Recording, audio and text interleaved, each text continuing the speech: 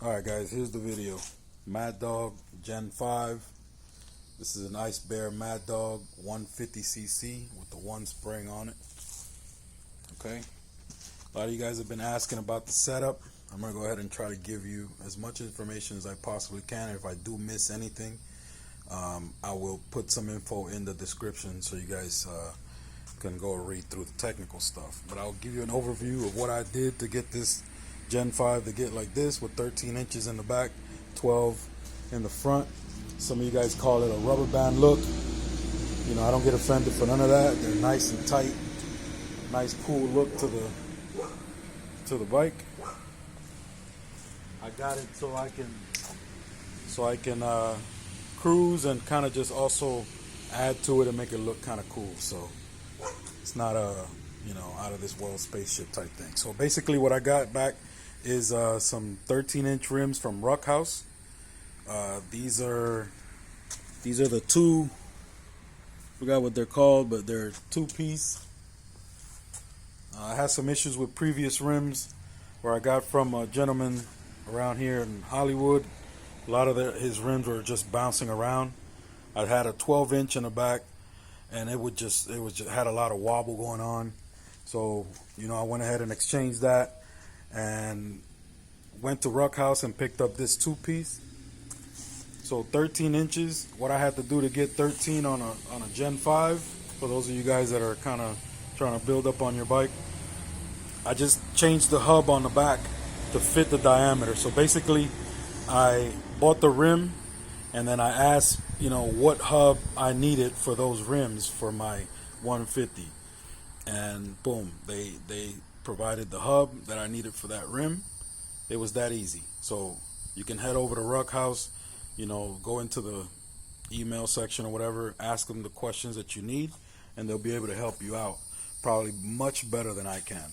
But I'll go ahead and put a little bit of info in the description of you know, what I purchased and all that other stuff. The tire information right here. This is a 140/60 by 13. Okay, I got some of these cool little multicolor bolts on there. Pretty clean look to the bike. First I thought I wanted to do some blue, but kind of settled for the chrome there. So 160 by 12 is on the front. Okay, and basically that's all it took, man. I just ordered the hubs for the rim. There's no rubbing, there's no stretching, there's no grinding down anything. You got good clearance. I've rode this bike over 70 miles per hour. No bounce, no jumping around. Everything rides smooth. It's a little dirty right now, as you guys can see. I had like a gravel type of driveway leading up to here, so it's hard to keep it clean. But it's a nice smooth ride. Like I said, I've gotten it over I've gotten it over 70 miles per hour on it, and runs pretty smooth. One thing that I did have to do, for those of you guys that have a Gen 5,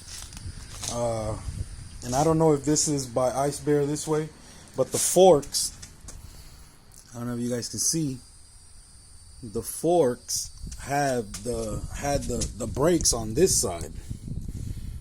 This was a sticker that I had on here, and I haven't peeled it off. But the forks were on this side. The brakes were on this side. And if you know anything about bikes, you know that your brakes are usually on the left side.